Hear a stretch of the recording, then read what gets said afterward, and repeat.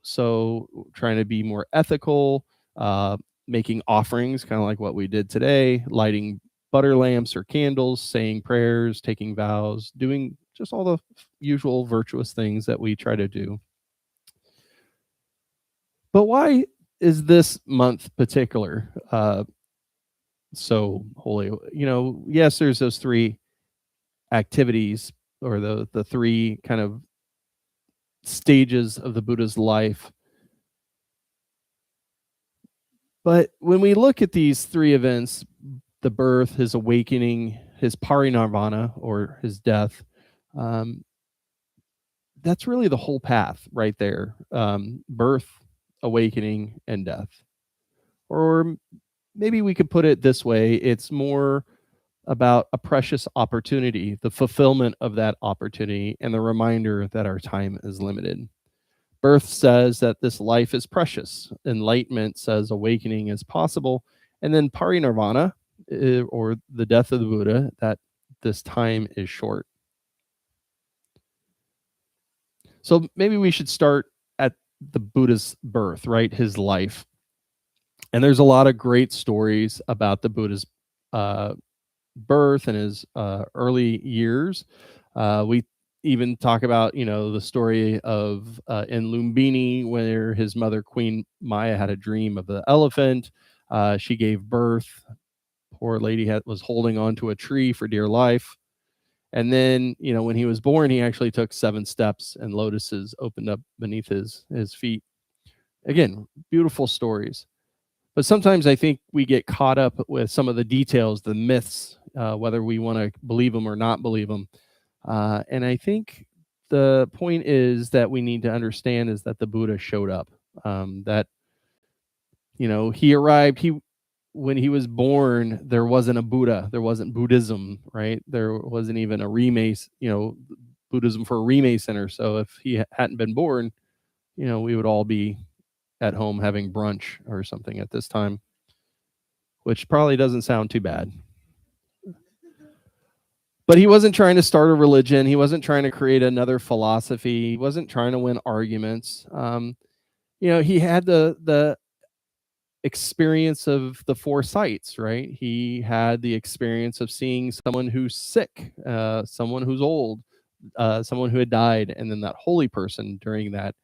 And so he understood that, you know, because beings suffer, that's really where this whole practice needs to begin, not with doctrines, rituals, or monasteries, but suffering.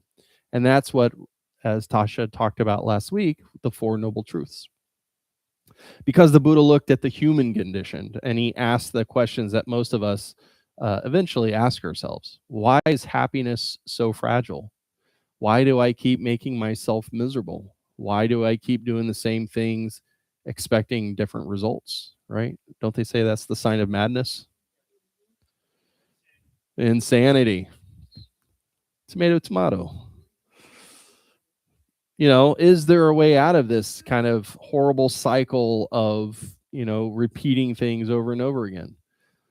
And so the fact that the Buddha appeared means that there's an answer to those questions. The Buddha's birth teaches us something else too. It teaches us about this human life and how precious it is. And we talk about precious human birth all the time, almost like it's, you know, a Buddhist bumper sticker or something. But here we are sitting here this morning at the Rime Center here in Kansas City. We've had enough food. This might be wearing off. We have enough safety. We have enough freedom. We have enough health to get here today. We have enough interest in the Dharma, enough karma, enough causes, conditions to hear the teachings, and then countless beings never get to hear. Think about that. Just how lucky we are to really, truly be able to experience the Dharma in our society. You go back 100 years and it would be unheard of unless you're in one of the ethnic communities. So that's really extraordinary. And it's not because we're special or that we won some, you know, cosmic lottery. It's because the conditions and the causes have arrived for us to practice. And that's really really rare. I feel like the older I get, the more I feel this, how lucky we are. Every year, we don't necessarily have the opportunity to practice. There was a quote I love that was like, 10 years of I'm going to do a practice, 10 years of, I should get around to that practice, 10 years of, oh, I should have done a practice, that's a wasted life. We assume we get another year. We assume we get another decade, another chance, but we don't really know that. And so Sagadawa is this invitation for us to just pause and ask, what am I actually doing with this life? Am I using it well? Or am I spending it distracted, irritated, worried, scrolling, playing more games, chasing one thing after another? And so those are just some questions for us to just sit with. And again, what changed Siddhartha? Because he had that same opportunity. He lived in a palace, right? He had the stories, or, he had this opulent lifestyle. But again, he saw those 4 sights. He saw what happened, and it changed him, almost down to the molecule. And what really changed him, and I think what we miss in that story, is he refused to look away. Everybody else in the city was seeing the same exact thing that he was seeing. It wasn't like he was in this bubble of, experience. His chariot driver was there with him, for one. But he changed. The problem is we get really good at our distractions. And I was thinking about this these last couple of weeks after my surgery. I'm just holed up at home, and I thought, oh, you know what? I want to do some really good actions. And every night I'd be like, man, I really wasted that day. And it happens. We really know how to stay busy. One of our Sangha members would always tease me that I always fidget. I've got to mess with something, right? I always got to, statue's not right. I got to tweak it just a little bit. Now the cushions aren't right? We can always, even here at the Dharma Center, we can always find something to distract us. Fill every quiet moment with noise. You don't realize how much that happens until you try to come here and spend the day in meditation. For those of you who did the Mahamudra retreat last weekend, probably got a little taste of that experience as well. But again, Siddhartha didn't look away. He looked right at the aging. He looked right at the illness, right at death. And once he saw clearly, he couldn't pretend anymore. He couldn't put distractions on top of that. It was too late. The dam had burst. And so his spiritual journey doesn't necessarily start with certainty. It started with honesty. The real practice is always to start with honesty. We read these prayers and we think, oh, these lofty prayers, how could I ever live up to that? That's the field goal. That's where we're trying to aim ourselves. It's important to start with an honest understanding of where we're at. Seeing things as they truly are, not wishing how things were or pretending how they should be, just as they are. So eventually, in his journey, he sat down underneath the Bodhi tree and makes this remarkable vow that only a prince in India could probably do at that time, that he wasn't rising until he understood truth. And then along comes Mara. And if anybody had ever seen Little Buddha with Keanu Reeves, you get a great, illustration of what that battle looked like. But, Mara gets portrayed as some demon king with armies and so forth, and these beautiful daughters trying to tempt people. And that's great for mythology. But I don't think Mara is really that useful when we treat him as some kind of external monster. Because Mara gets interesting when we recognize him, because we've all met Mara. Maybe not with horns and fangs, but as a voice, the voice that says, this practice isn't working. You'll never change. You know what? You're way too busy. You can meditate tomorrow. One more distraction won't hurt. One more video game won't stop you. Or the worst, what's the point? And so Mara keeps changing costumes. Sometimes he's anger, sometimes anxiety, sometimes pride, sometimes hopelessness. Sometimes it's just that endless distraction, that little glowing rectangle we carry around in our pockets. And the Buddha faced it all. But here's what I find very remarkable is he didn't defeat Mara through force. He didn't destroy him. He understood him. And in that understanding, Mara, this fierce demon boogeyman under the bed, lost all his power. And that might be one of the deepest teachings in all of Buddhism. The freedom doesn't come from fighting your experience, it comes from understanding it.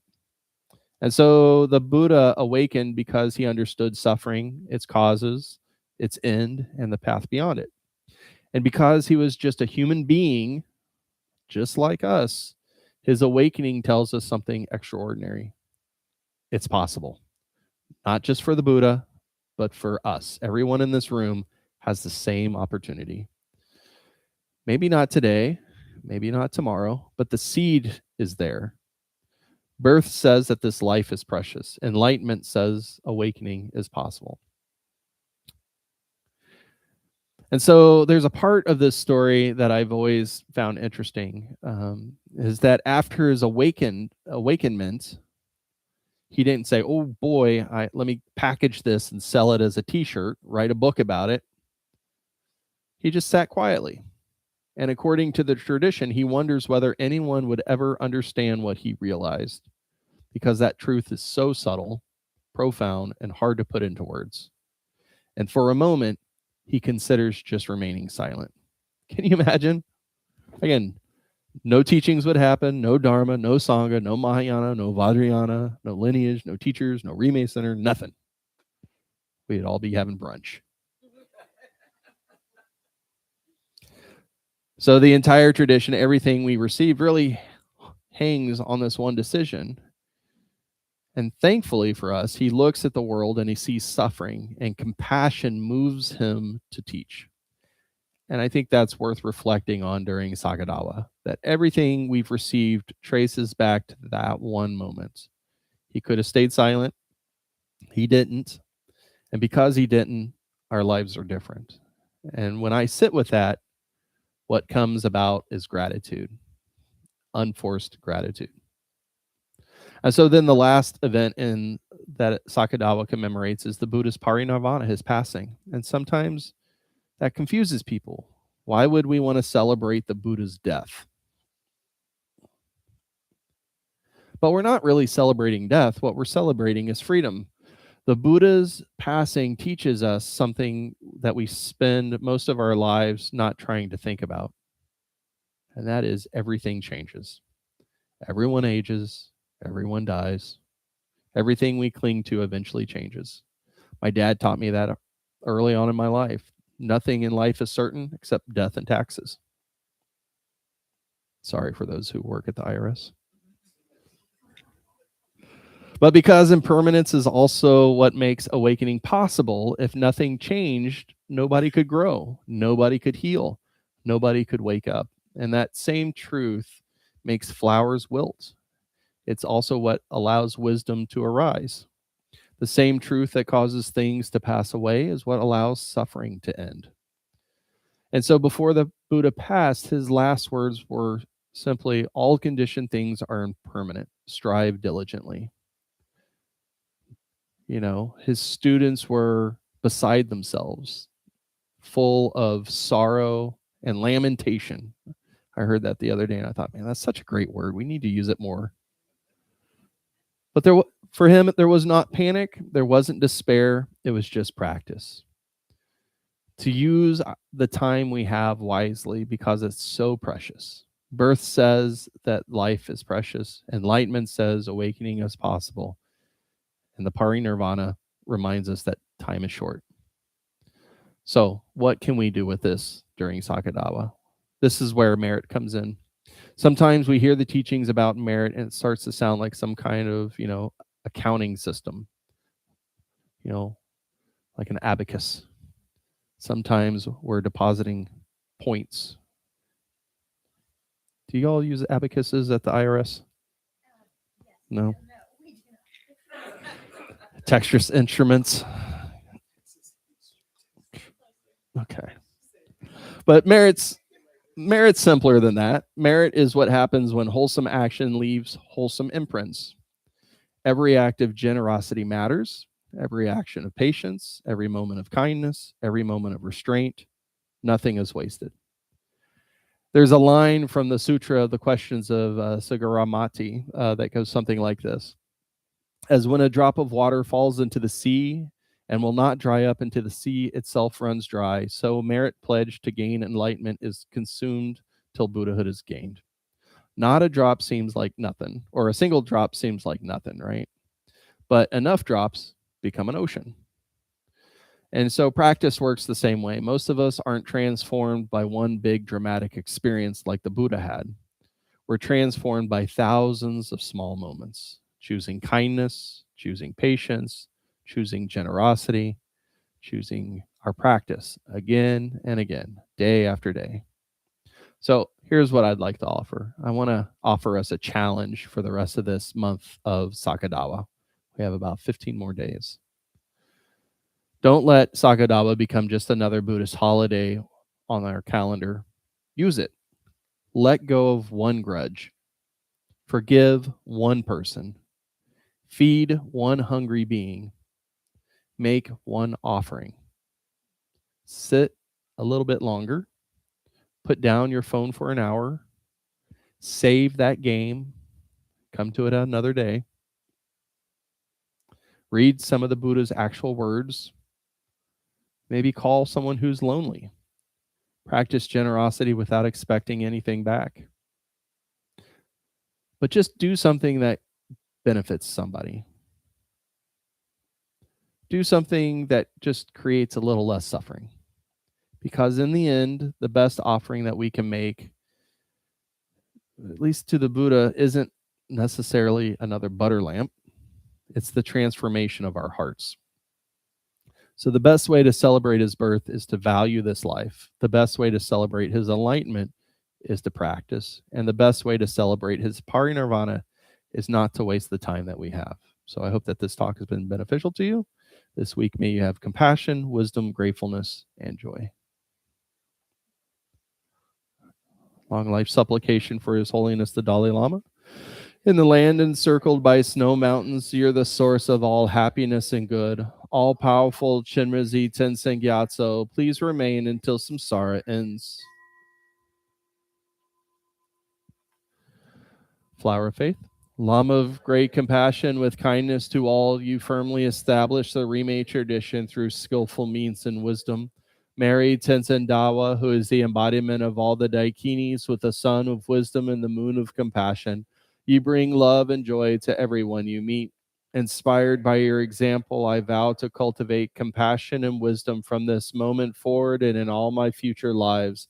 I will strive to embody the Buddha's teachings in every thought, word, and deed. Dedication of merit. By this merit, may all obtain omniscience, may it defeat enemy wrongdoing. From the stormy waves of birth, old age, sickness, and death, from the ocean of samsara, may I free all beings. By this merit, may all obtain omniscience, may it defeat enemy wrongdoing. From the stormy waves of birth, old age, sickness, and death, from the ocean of samsara, may I free all beings. By this merit, may all obtain omniscience, may it defeat enemy wrongdoing. From the stormy waves of birth, old age, sickness, and death, from the ocean of samsara, may I free all beings. Aspiration prayers. Bodhicitta is precious, may it arise from whom it is not arisen. Once arisen, may it not diminish, but ever grow and flourish. All difficulties, without exception, being pacified with harmonious situations like the treasure of the sky, may the teachings and practice of the Rime tradition live long and shine brightly. And so with that, we are completed. We're going to take a 10-minute break. So at 12:05, we're going to do the raffle. So again, we're raffling off this Buddha Tanka. Raffle tickets are $20, and you can purchase them in the gift shop. And then you will bring your ticket down here to the bottom. Make sure your name's written on the ticket. And so 10 minutes, we'll pull tickets. And we still have some pastries left. One left after